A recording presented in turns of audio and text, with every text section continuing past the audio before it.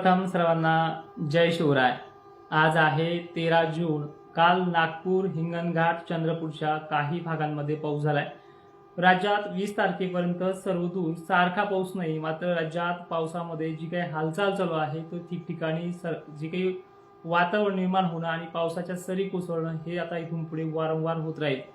आजही नागपूर जिल्ह्यामध्ये, चंद्रपूर जिल्ह्यामध्ये 13 जूनला, परत हिंगणघाट, वर्धा, त्याचबरोबर अमरावतीमध्ये मोजक्या ठिकाणी आजही वातावरण सक्रिय होणार आहे। दुपारनंतर कोणत्याही क्षणी पाऊस तिथे ऍक्टिव्ह होईल। नागपूर आणि वर्धा, हिंगणघाट ह्या जिल्ह्यावरती जवळपास 17 तारखेपर्यंत भाग बदलत पद्धतीचा पाऊस होणार आहे। जर वाहुणी झाला आणि 2 दिवस जर चांगला पडला तर चांगली ऊन झाली तर निर्णय घ्या, अन्यथा पेरणीचा सल्ला देणार नाहीये। कारण की बातम्या आता अशा यायला लागल्यात, 2 दिवस बखाडी वातावरण पडलं की याचे शब्द बदलतात आणि 2 दिवस आभाळ निघलं की पुन्हा पॉझिटिव्ह पावसाच्या तारखा दाखवणं काम चालू आहे आणि एकमेकांची टिंगल करणं चालू आहे। दुर्लक्ष करतो मी अशा भोकणाऱ्या लोकांवरती आणि इथून पुढे ह्या लोकांना सोडून सुद्धा देतोय। तुम्ही जे कमेंटमध्ये सांगताय त्याच पद्धतीनं। त्यानंतर आज थोडा पॉझिटिव्ह बदल जो आहे पुणे जिल्ह्यामध्ये आहे। अहिल्यानगरच्या पश्चिम भागामध्ये लक्षात ठेवत चला, सांगण्याची जी काही स्थिती आहे, पश्चिम भाग म्हणजे श्रीगोंदा साईडकडे, वरच्या साईडकडे थोडेफार आभाळ आलं तर खाली, पण थोडंफार मोजक्या ठिकाणी इथे पाऊस होणार आहे। सांगलीच्या सुद्धा पश्चिम साईडला, रत्नागिरीच्या सुद्धा अनेक भागांमध्ये, पुणे परिसरामध्ये आज दुपारनंतर संध्याकाळी देखील वातावरण सक्रिय होणार आहे। त्याचबरोबर बेळगाव, विजयपुरा, बेळगावचा दक्षिण भाग, कर्नाटकमध्ये पश्चिम साईडला, मध्य कर्नाटकमध्ये अनेक ठिकाणी आजपासून जोर वाढतोय आणि ही परिस्थिती पॉझिटिव्ह आहे। त्याचबरोबर बुलढाणा जिल्ह्यांमध्ये काल जसं विजा चमकल्यात सेम कंडिशन आजच्या 13 तारखेला आहे। तिथे पुन्हा एकदा वातावरण स्थानिक लेवलला संध्याकाळपर्यंत सक्रिय होऊ शकतं आणि तो भाग असू शकतो लोणारच्या आसपासचा, सिंदखेडच्या आसपासचा, देऊळगावच्या आसपासचा हा परिसर असू शकतो आणि ते तिकडे। पण पेरणीचा सल्ला मी 20 तारखेपर्यंत देणारच नाहीये। कारण तसं आहे, कारण की मोजक्या ठिकाणी जिथे पाऊस पडला, चांगला झाला तरी तिथल्या भागातल्या कमेंट येत नाही आणि ज्यांना नाही झाला त्यांच्या कमेंट मात्र आवर्जून असतात आणि अशा लोकांना काही लोक भावनिक करून तिथे त्यांचं मनोबल वाढवण्याचं काम सध्या माझ्या विरोधात चालू आहे। असू द्या। ठाम भूमिका म्हणजे काय असतं माहितीये का? मी तुम्हाला समजेल अशा भाषेमध्ये सांगतोय।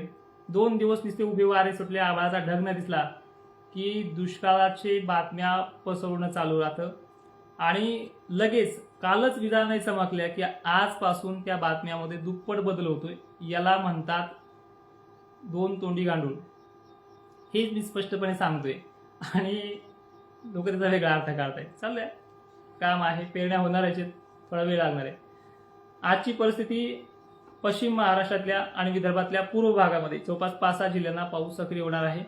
हे सेम रोज राहणार नाही, त्यामुळे याच्यावरती पेरण्या करणं चुकीचं आहे। त्याचबरोबर मराठवाड्यामध्ये, विदर्भामध्ये ढगाळ परिस्थिती इथून पुढे होत राहील।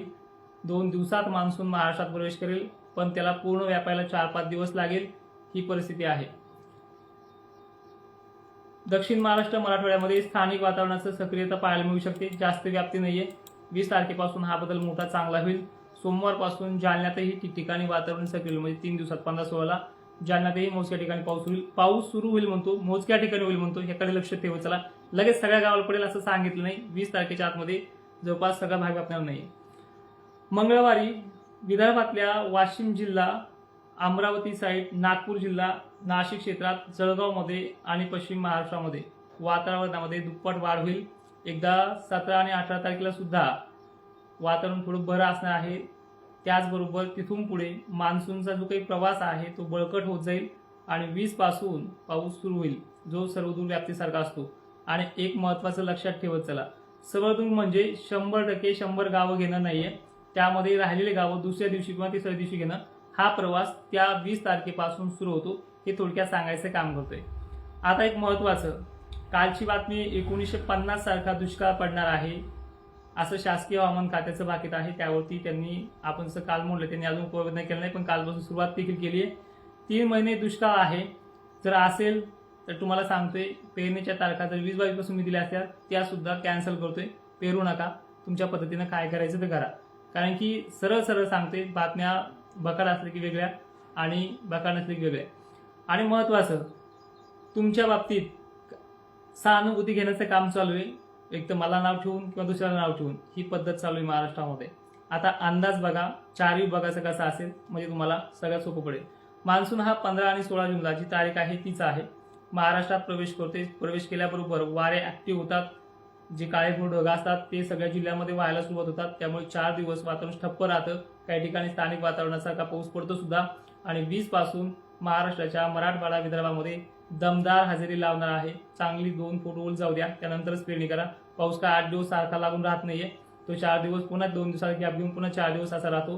तर अशी कंडिशन मराठवाडा, विदर्भ, पश्चिम महाराष्ट्र आणि 1-2 दिवसाच्या उशिरामध्ये दरवर्षी असतं. मराठवाड्यात लवकर झाला तर खानदेशला 4 दिवस उशीर येतो, 2 दिवस उशीर येतो. यावर्षी 22-23 ला खानदेश व्यापेलच आणि त्याच्याही अगोदर मराठवाडा आणि विदर्भ व्यापेल अशी परिस्थिती आहे. त्यामुळे तुमच्या जे मनात आहे तेच करा. माझे सुद्धा व्हिडिओ पाहू नका. जय शिवराय. आज आहे अतुल त्रिवेदी सर तुमच्या भागामध्ये चंद्रपूरला आहे, नागपूरला आहे आणि मोठं वातावरण आहे. चांगली ओल उद्या आणि करा. आजही आहे. आज चंद्रपूर वगैरे भाग बऱ्याच ठिकाणी आहे, नागपूरला सुद्धा आहे. आणि 2-4 दिवस असं चलत 2 दिवस चांगला आला तर पुन्हा वाढणार आहे.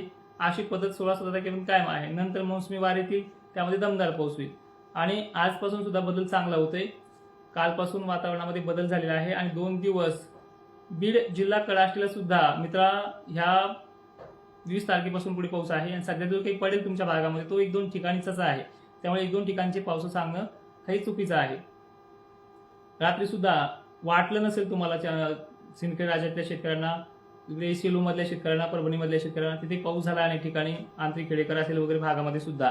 तर अशा प्रकारचा सिस्टम आहे. तो अवकाळी आहे, तो मान्सूनचा पाऊस नाही. मान्सून 16 पासून 15 पासून ऍक्टिव्ह होणार आहे आणि तिथून पुढे 4 दिवस त्याला महाराष्ट्र व्यापायला लागतील. म्हणजे मान्सून म्हणजे पाऊस नव्हे. मान्सून आल्याच्या नंतर त्याला परिस्थिती पोषक मिळाली की दोघे 4 दिवसामध्ये किंवा त्याच दिवशी सुद्धा सुरुवात करू शकतो. पण एक 20 तारीख का देतोय, कारण की त्यामध्ये आतमध्ये पडणारे पाऊस हे असे ठराविक ठिकाणी आहेत, पण तुम्ही पेरणी करा. त्यामुळे तो सल्ला नाहीये. आणि इथेच थांबतो. मराठवाड्यामध्ये आजपासून बदल होते, कालही झालाय, उद्यापासून आणखीन होईल आणि ही वाढत जाईल, कमी होणार नाहीये. जय शिवराय.